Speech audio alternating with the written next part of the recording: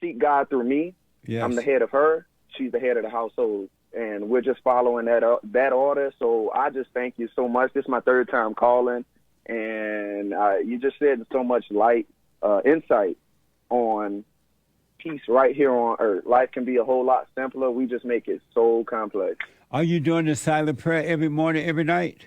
And recently I started a YouTube channel, and I started posting like my workouts on YouTube, like YouTube videos and the YouTube shorts. But the attention is not genuine attention. Like, people don't want to follow what I'm doing; they just want to watch and see. And my husband, he don't really agree with it. He feel like if that's what I'm going to do, that should be my time to myself versus recording myself working out and then going post it for the world to see. So I just wanted to know, what was your opinion on that? Darius, welcome to the show. You're on the air. Good, Jesse. How you doing, man? This is probably, I think, my third time calling in, man. Amazing. So grateful for you. Yes, sir. So first and foremost, I just want to say thank you. I've been listening to you for the past, almost a month or two now, and I'm just so fortunate that I was able to stumble upon you. So my question to you is, so maybe about a month or two ago, I was battling my own little inner demons, and I figured I need to search and seek out Christ. And I would have my talks with my wife or whatnot, and it was always something encouraging. Yeah, baby, we need to seek out Christ and get back into church. So I decided to do so, and it was a mega church out here in Dallas, Texas, which is the Potter's House. But as of lately, whenever I leave church, I'm not leaving with informal information on what I need to know. Yeah. Versus feeling so good inside that I'm listening to what I want to hear. So I just wanted to know, what's your insights on the mega churches? Because I just kind of see that it's predominantly women. It's a feminist movement, and it just doesn't seem just genuine and just truthful. It's a waste of time. It's like going to a bar room every Sunday morning. Okay. I never thought about it that way. And the reason why I say that, because I went on Father's Day, and it kind of rubbed me the wrong way how the service started. It was just more of acknowledging the women, literally the women on Father's Day. Yeah. And immediately I just wanted to leave the church, but I stayed. Hey, Darius. Yes, sir. I'm here, Jesse. Thanks for holding. So you watched our Sunday service last week? You podcast later? Sir. And your impression was what? Say that again. Can you repeat that? And what was your impression of that? To be honest with you, just the eyes, just to see. I didn't see a cross. I didn't see pews. I didn't see musicians. I wasn't distracted from the truth. Yes. Which was what you were pretty much talking about to the congregation. So I brought it to my wife. I let her see it. You spoke on like the education and college and us being bamboozled.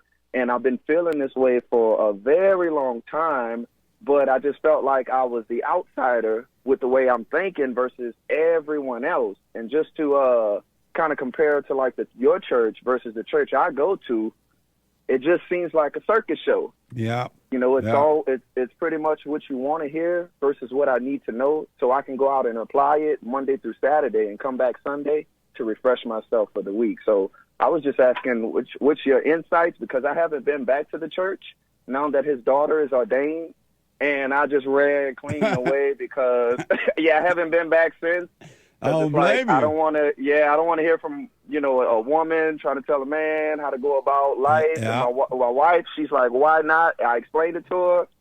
And it is what it is. And it's like, well, I'll follow wherever you go. So well, right now, here's the one thing I do want you to know. Your body is the temple of God, and everything you're looking for is inside of there.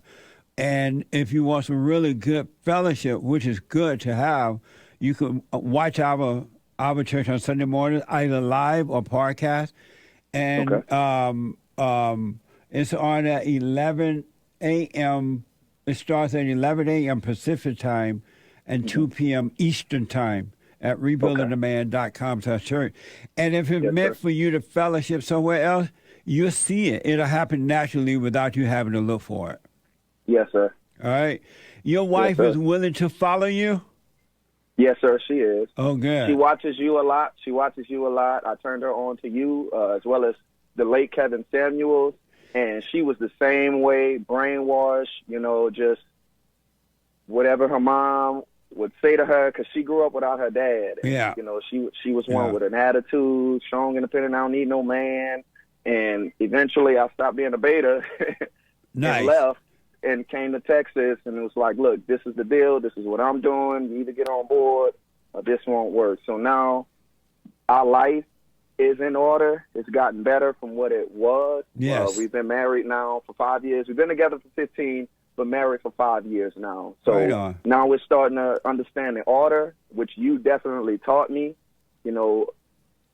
She seek God through me. Yes. I'm the head of her.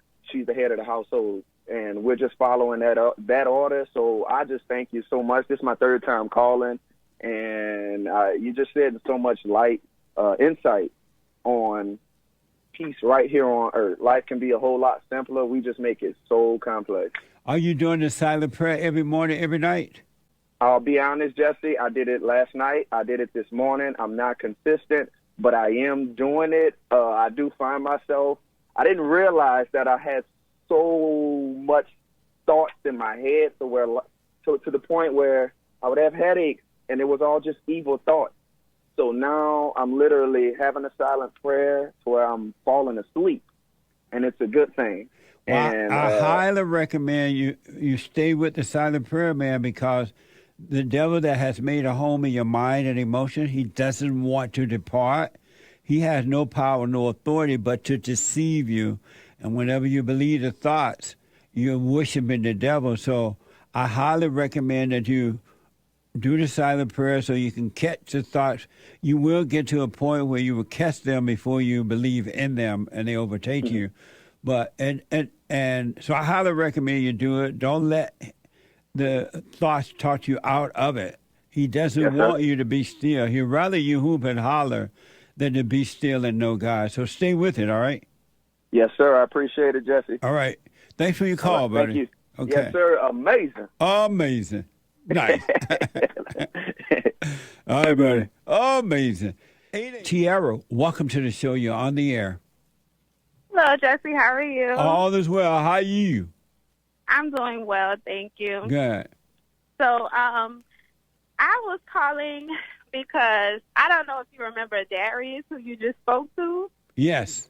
Well, Darius is my husband, and I heard him tell you how our marriage has gotten better over the past 5 years and all of that. So, about 2 years ago, we discussed me becoming a stay-at-home mom. So it's going on 2 years where I became a stay-at-home mom, and I still struggle with whether or not I made the right decision, because I just feel like as an able-bodied woman, I can go to work. I just feel like I should be contributing something to our household. So I'm still kind of just struggling with that. And your questions for me is what? If you just had any advice on how to navigate those feelings, or just like overcome the way I'm feeling about being a stay-at-home mom, because I was raised, go to work, take care of you, take care of your kids. Yeah. Don't depend solely on your husband. If he leaves today or tomorrow, then what are you going to have? And then recently I started college, but I didn't finish. So recently I applied to go back to college. My mom would tell me I'm procrastinating. I should go finish school. So I kind of had like bugs in my ear. Yeah. And so I'm just struggling, trying to just overcome, just doing the right thing for myself or for my family, and just obeying my husband. I totally understand it. Is your mother still whispering in your ear to go back to college?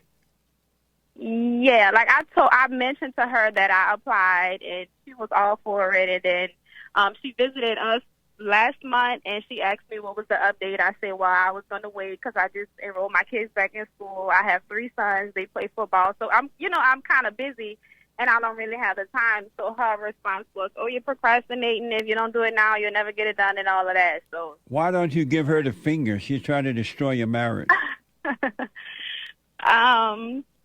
Yeah, my husband says that too. But you can't see that what she's doing. You're married with children, and your kids need you, and she's over there whispering in your ear to do anything but what you're supposed to be doing. Why? And you see how she screwed you up. Why would you take her advice? Yeah. That was the question. Okay, well, I didn't take her advice. When she told me that, I went back and I discussed with my husband what she said, and his response was your response. So I didn't continue with the whole schooling process. I kind of just blew it off. Yeah. Because at the end of the day, his opinion matters more than what she has to say. So whatever me and her discuss, I'll go back and I discuss it with him just to see. Nice. Yeah. So let me ask, which is greater, to be married, stay home, and raise decent children, or to be out trying to fulfill your ego nature, which is of the devil? For me, it's to be married and raise my kids in a two-parent household. Yes. I would highly recommend you let all those ideas go about, oh, you need to be working, you need to be doing this or doing that. It's a setup, it's a lie, and it's from the devil. And it's just ego, and you need to die from the ego. There's nothing greater for a married woman to do is to be home, have children, raising decent children. There's nothing greater than that. Okay. And your rewards for it will be great. Okay. But if you leave your family, meaning you go to work, you try to be equal, you try to fulfill that ego fulfillment, your reward will be evil. It will be, you will have no peace. Okay. Okay, I receive it. I have another question. Can I ask one more question? Yeah, let me tell you this first. That desire to go out and pretend to be man is all evil. And it's unfortunate that our parents, or that the parents, some parents are teaching that now to their daughters. They're setting their daughters up to have a horrible life just as they have. And that's why they're telling you to do it, because evil love evil and it hates good. Yeah.